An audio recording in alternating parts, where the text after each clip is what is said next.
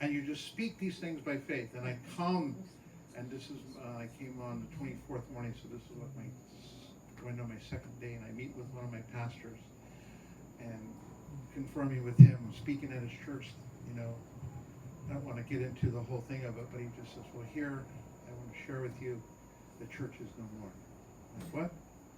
And he said, yeah, after 27 years, where God's doing something, and we needed to change. And so after we had lunch, and I came back and said, so, Pastor, am I speaking on Sunday? He said, no, it's our last Sunday, and we just have to say goodbye to people, so it's probably not good that you come. And right away I said, Pastor, this is not the end. This is not defeat. And what God has been putting in my spirit, what we're doing in India, what a lot of people are doing in the Bay Area, in the Valley, is going back to what the apostles did in the beginning, is home churches. Is what we're having right now. And what you said, where the enemy is coming to try to attack, is because, and first of all, I want to say this also. I need to raise my hand. I need to surrender and say, I need help.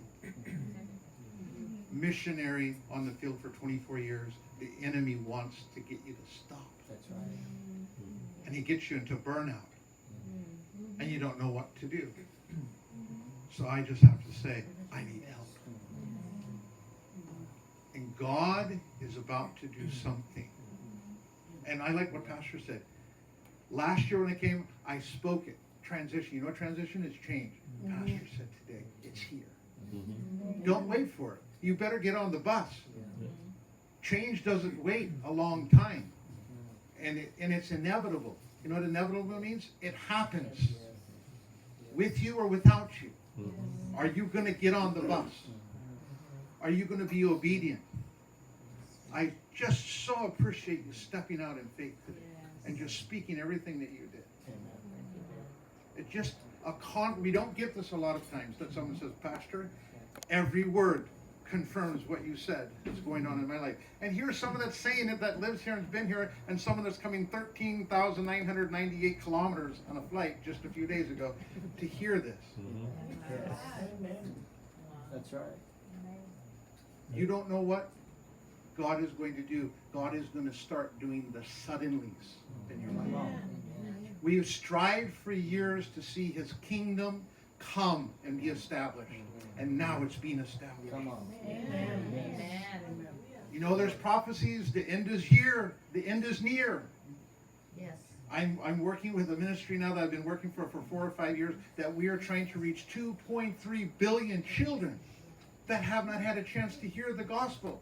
There are elderly in our country in homes that nobody knows that haven't had a chance to hear the gospel. How can the end come until we reach them? The end is coming. But the word says the gospel shall be preached, then the end will come. Amen. So there's a lot of work. You're going on a mission trip to Philippines in a couple of months. You're right where you need to be. Stop doubting. And when the doubt comes, just talk to it. Say, shut up and get out of here. I'm going. And go. And see what happens. Me and Marissa were texting about one of the first trips more than 2 decades ago that we went. That changed people's lives. Changed my life. Changed Pastor Ellis's life. Changed Carlos's life. Changed all of our lives. Yes. We're here today because we followed the obedient call of what God did 2 decades ago. Yes. And you know what God is doing? Round circle. He's bringing you back to the basics of koinonia.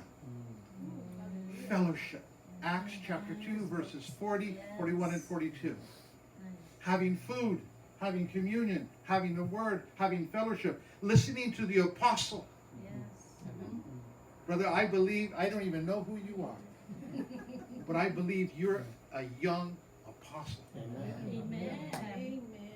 There are things that God is going to do in your life that you know not. And whatever was going on where you're talking about your father, you're going to bring a restorer of the breach and a peacemaker.